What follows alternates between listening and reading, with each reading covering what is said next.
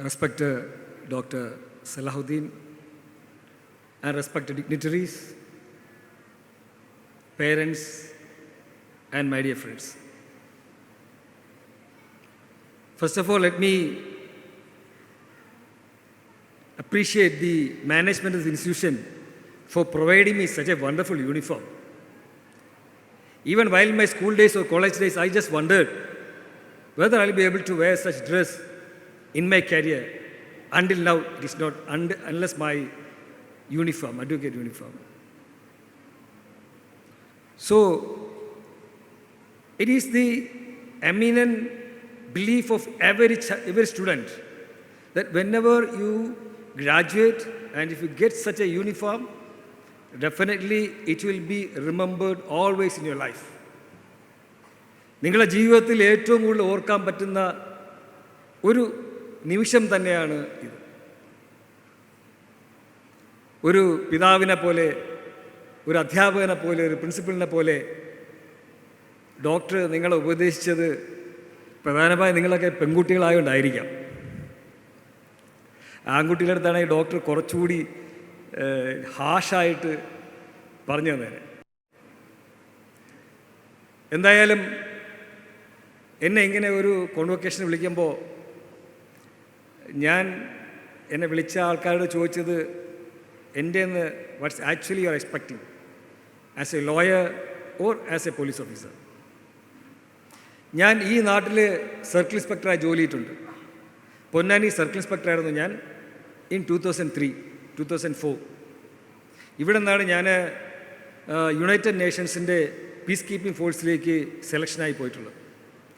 അതുകൊണ്ട് തീർച്ചയായും പൊന്നാനി മണ്ണ് എന്നും ഞാൻ ഓർക്കുന്ന സ്ഥലം തന്നെയാണ്. ഒരു പോലീസ് ഓഫീസർ എന്ന രീതിയിൽ ഞാൻ ഇൻവെസ്റ്റിഗേറ്റ് ചെയ്തിട്ടുള്ള കേസുകളിൽ ധാരാളം ഡോക്ടേഴ്സ് പ്രതികളായിട്ടുള്ള കേസുകൾ അന്വേഷിച്ചിട്ടുണ്ട്. ദന്തിസ്റ്റ്, ധാരാളം കേസുകൾ. അവരൊക്കെ അവരുടേതല്ലാത്ത തെറ്റുകൊണ്ടും ചിലപ്പോൾ അവരുടെ ചെറിയ ചെറിയ കൈപ്പിഴകൾ കൊണ്ടും മരണം വരെ സംഭവിച്ച കേസുകളുണ്ട്. ഞാൻ തിരുവനന്തപുരത്ത് ജോലി ചെയ്യുമ്പോൾ ഒരു ഗർഭിണി പ്രസവിക്കുന്ന സമയത്ത് ആ പ്രസവാനന്തര ആ സമയത്ത് അവർ മരണപ്പെട്ടു പോയി. അപ്പോൾ അവരുടെ വീട്ടുകാർക്ക് പല പ്രശ്നമുണ്ടാക്കി, ആ കോളേജ് ഹോസ്പിറ്റലൊക്കെ അടിച്ചു പൊളിച്ചു, വലിയ ഇഷ്യൂ ആയി. അങ്ങനെ ആ ഡോക്ടർക്കെതിരെയും അനസ്തീഷ്യൻ ചെയ്ത ആൾക്കെതിരെയും അവിടെയുള്ള എല്ലാ ടീമിനെതിരെയും 304A പ്രകാരം കേസെടുത്തു. അറസ്റ്റ് ചെയ്യണമെന്ന് വളരെയധികം പ്രഷറുണ്ടായിരുന്നു. അപ്പോൾ ഇപ്പം ഒരു പോലീസിന് ഹൈറാർക്കി ഉണ്ട്. ഇപ്പോൾ ഞാൻ അന്ന് DYSP ആയിരുന്നു. ഇത്തരത്തിലുള്ള കേസുകൾ അന്വേഷിക്കേണ്ടത് DYSP റാങ്കിലുള്ള ഉദ്യോഗസ്ഥനായിരിക്കണം. അപ്പോൾ ഞങ്ങൾ ഹൈറാർക്കിൻ്റെ മേലുദ്യോഗസ്ഥന്മാരുടെ അടുത്തും അതുപോലെ തന്നെ ലീഗൽ എക്സ്പേർട്സിൽ നിന്ന് അഭിപ്രായം ചോദിച്ചപ്പോൾ അവർ പറഞ്ഞത് first you verify whether any particular negligence had happened. അതാണ് ചോദ്യം. ഒരു നെഗ്ലിജൻസ് നടന്നോ ഇല്ലെന്നുള്ളത്.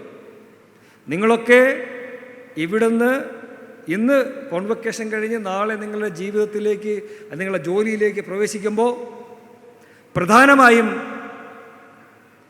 നിങ്ങൾ ചെയ്യുന്ന കർമ്മം, ഡോക്ടർ പറഞ്ഞ പോലെ നമ്മൾ ചെയ്യുന്ന ആ സേവനം, അതുകൊണ്ട് ഒരു ജീവൻ രക്ഷിക്കാൻ പറ്റുമെങ്കിൽ, അല്ലെങ്കിൽ അവർക്കുള്ള ഏതെങ്കിലും ഒരു അംഗവൈകല്യത്തിൽ ഒരു പരിഹാരം കാണാൻ പറ്റുമെങ്കിൽ അതായിരിക്കണം ഏറ്റവും വലിയ കർമ്മം. ആ ഒരു ആംഗിളിൽ തന്നെയാണ് അന്ന് ഞാൻ ആ കേസ് അന്വേഷിച്ചത്. അങ്ങനെ മെഡിക്കൽ ബോർഡിന് വിട്ടു.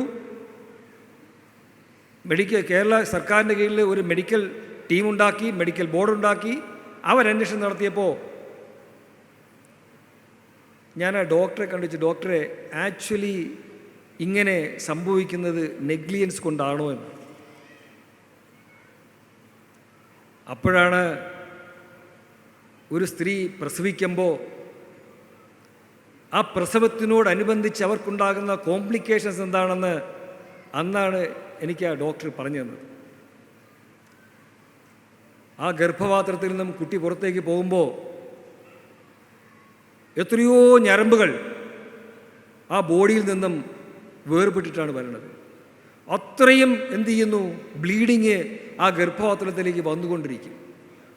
പ്രകൃതിത്താൽ തന്നെ ആ ബ്ലീഡിങ് ഒക്കെ തന്നെ കുറച്ച് സമയങ്ങൾക്കകം അതൊക്കെ ക്ലോസ് ആയി പോകും. എന്നാൽ ചില സാഹചര്യങ്ങളിൽ, ഡോക്ടർ സോറി ഞാൻ എക്സ്പേർട്ടൊന്നുമല്ല, എനിക്ക് ഇൻഫർമേഷൻ പറഞ്ഞതേ ഉള്ളൂ. അപ്പോൾ ആ സമയത്ത്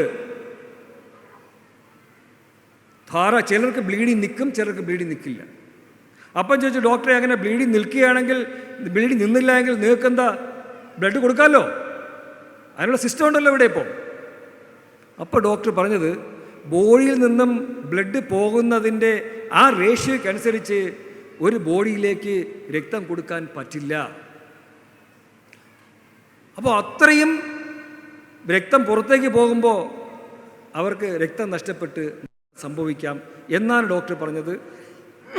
ആ കാര്യം തന്നെയാണ് ഞാൻ എൻ്റെ കേസിൻ്റെ ഫൈൻഡിങ്സിൽ കണ്ടത്.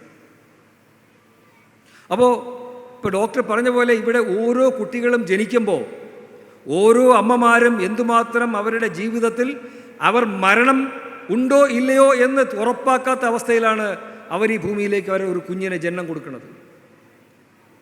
ആ കുഞ്ഞ് ജനിച്ചു വരുമ്പോൾ ആ സമൂഹത്തോട് ഇതുപോലെയുള്ള ഈ കോഴ്സുകൾ പാസ്സായി വരുന്ന മെഡിക്കൽ ഫീൽഡിൽ വരുന്ന കുട്ടികൾക്ക് ആ സമൂഹത്തോടുള്ള ഉത്തരവാദിത്വം എത്ര പറഞ്ഞാലും തീരില്ല.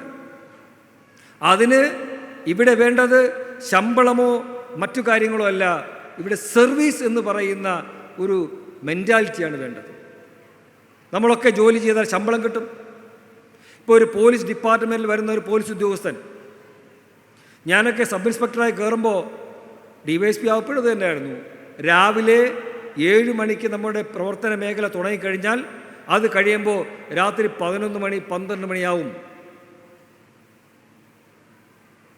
വേണമെങ്കിൽ രാവിലെ 10:30 മണിക്ക് ഓഫീസിൽ വന്നിട്ട് 1 മണിക്ക് പോവുകയും വൈകുന്നേരം 3 മണിക്ക് വന്നിട്ട് 5 മണിക്കും പോവാം. ആരും ചോദിക്കില്ല. ബിക്കോസ് നമ്മൾ തന്നെയാണ് ആ ഓഫീസിലെ കമാൻഡിങ് ഓഫീസർ.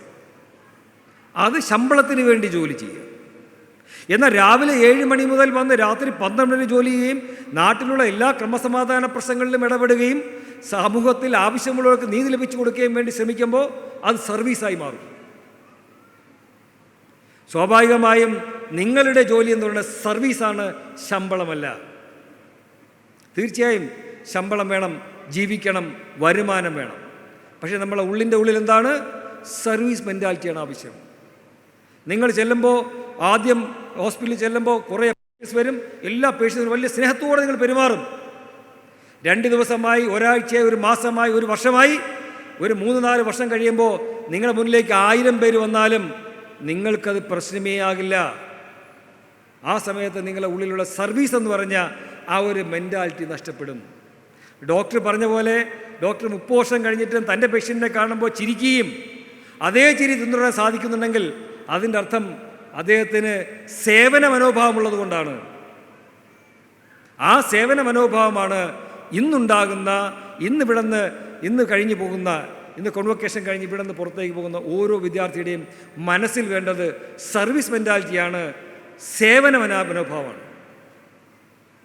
നിങ്ങൾ ചെല്ലുന്ന ജനങ്ങൾ ധാരാളം സ്വഭാവക്കാരായിരിക്കും. ഒരു KSRTC, ഞാൻ എൻ്റെ 10ാം ക്ലാസ് കഴിഞ്ഞപ്പോൾ എൻ്റെ അമ്മാവന് ബസ്സുണ്ടായിരുന്നു. അപ്പോൾ 10ാം ക്ലാസ് കഴിഞ്ഞപ്പോൾ ഞാൻ അമ്മാവനോട് ചോദിച്ചു, എനിക്ക് ഈ ബസ്സിൽ എൻ്റെ കുഞ്ഞിലേക്ക് ഒരു കണ്ടക്ടർ, പ്രൈവറ്റ് ബസ്സിലെ കണ്ടക്ടർ എന്നൊക്കെ പറഞ്ഞാൽ ഭയങ്കര പവറാണ്. ഒരു ക്ലീനർ എന്നൊക്കെ പറഞ്ഞാലും ഡ്രൈവർ എന്നൊക്കെ പറഞ്ഞാലും ഇന്നത്തെ വലിയൊരു സ്ഥാനത്തുള്ള മോഹമാണ്. അപ്പോൾ ഞാൻ ചോദിച്ചു, ഞാൻ ആ വെക്കേഷന് ഞാൻ ആ ബസ്സിലൊന്ന് പൊക്കോട്ടെ എന്ന് ചോദിച്ചു. അങ്ങനെ എനിക്ക് 10 രൂപ ശമ്പളമുണ്ട്, ബസ്സിൽ കയറിയാൽ ആഹാരം കഴിക്കാനായിട്ട് അങ്ങനെ പൊക്കോളാൻ പറഞ്ഞു. അപ്പോൾ ഈ ഗ്യാപ്പിൽ ഉള്ള ടിക്കറ്റ് കൊടുക്കാനുള്ള അവസരം എനിക്ക് തരും.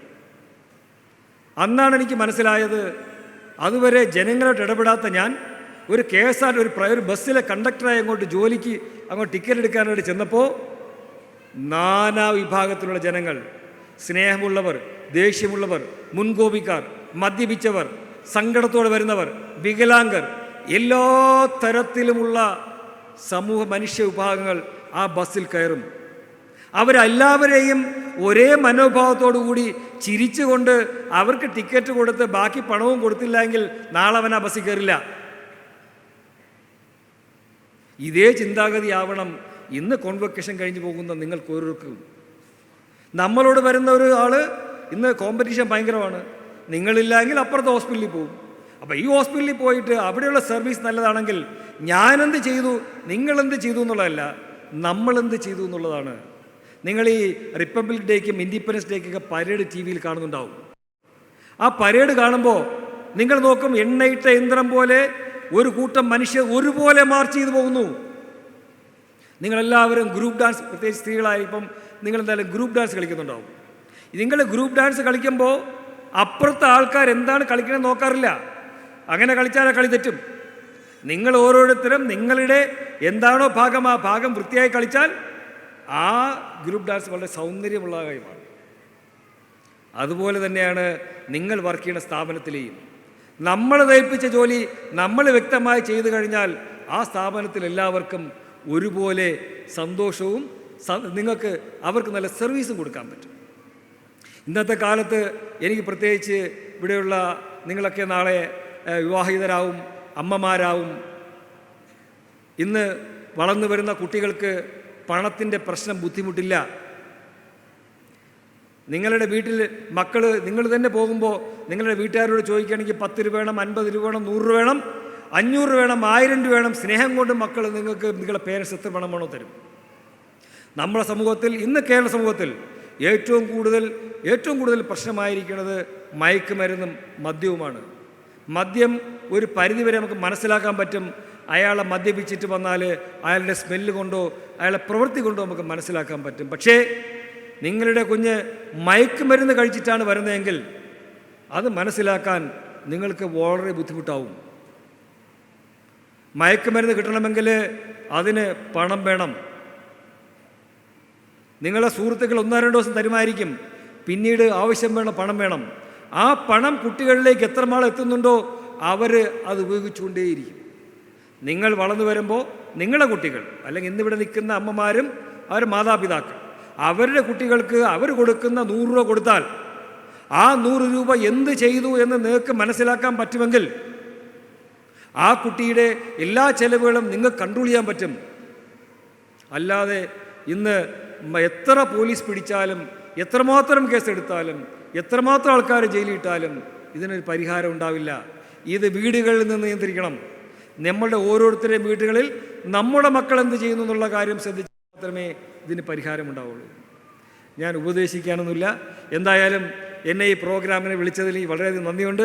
പ്രത്യേകിച്ച് ഇത്രയും പേരുടെ മുമ്പിൽ, ഇത്രയും പേര് സമൂഹത്തിലേക്ക് ഒന്നിച്ച് ജനസേവനത്തിനായി ഇറങ്ങുന്ന ഈ ഒരു വേദിയിൽ, ഈ ഒരു വേളയിൽ നിങ്ങളോട് സംസാരിക്കുവാനും നിങ്ങളോട് എൻ്റെ ഹൃദയം പങ്കിടാനും സാധിച്ചതിൽ വളരെയധികം നന്ദി. അതിലുപരി എനിക്ക് ഡോക്ടർ സലാഹുദ്ദീൻ ഡോക്ടറോട് പ്രത്യേക നന്ദിയുണ്ട് എന്നെ ക്ഷണിച്ചതിൽ.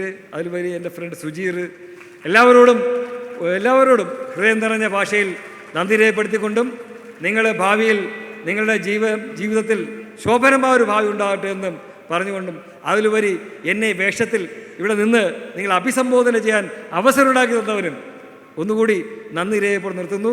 ജയ് ഹിന്ദ്.